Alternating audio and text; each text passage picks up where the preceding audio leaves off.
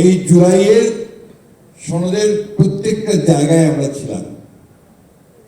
আমাদের দল থেকে যে দুজন স্বাক্ষর করেছেন, আমি আর সালাউদ্দিন সাহেব, যেটা আমরা জুলাই সনদ স্বাক্ষর করলাম, তার আগে জুলাই ঘোষণা হয়েছে, সেটাও আমরা ড্রাফট করে আমরা একসাথে দিয়েছি।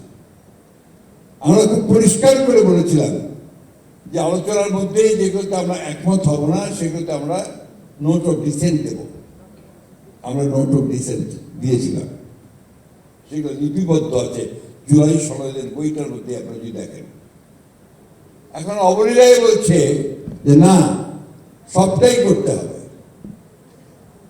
আমরা তখনই কিন্তু আপনার প্রেস কনফারেন্স করে বলেছিলাম, যখন আমাদের chairman co chairman doctor Ali Riaz কমিশনের একটা রিপোর্ট দিলেন, সেখানে কতগুলো রিপোর্ট থাকলো যেটা আমরা একমত হইনি। এগুলো মনে হলো নাজেল হলো, শুধু নাজেল হলো না, বাংলাদেশকে আরো বিপদে পড়ার চেষ্টা করা হলো। যেমন আনুপাতিক হারে আপার চেম্বার হবে, তা আমরা কখনোই কি করি। এই জিনিসগুলো, এর মধ্যে আরো বিষয় আছে, অনেকগুলো বিষয় আছে যেগুলো আমরা একমত হইনি, সেগুলো তারা বলে দিল যে এগুলো হবে। আর এই নির্বাচনের পরে যারা নির্বাচিত হবেন তারা আপনার সংবিধান সংস্কার পরিষদ গঠন করবেন।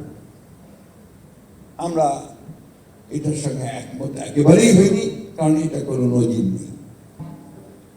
নির্বাচন হবে, পার্লামেন্ট গঠন করবে, পার্লামেন্ট আপনি যে সংশোধন আনতে হবে সেই সংশোধন নিয়ে এসে সংবিধানকে পরিবর্তন করতে হবে।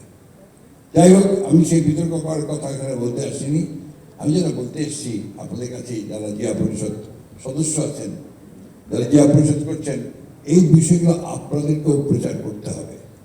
তার জন্য আপনাদেরকে ওয়ার্কশপ করতে হবে। আপনারা জেনে যেন আপনাদের সদস্য বা বিশ্ববিদ্যালয়গুলোতে এটা নিয়ে কাজ করতে পারেন। কারণ একটা ভুল ধারণা দেওয়া হচ্ছে জনগণের মধ্যে, বিশেষ করে আপনাদের ওই সোশ্যাল মিডিয়ার মধ্যে, যে বিএনপি সংস্কার মানে না।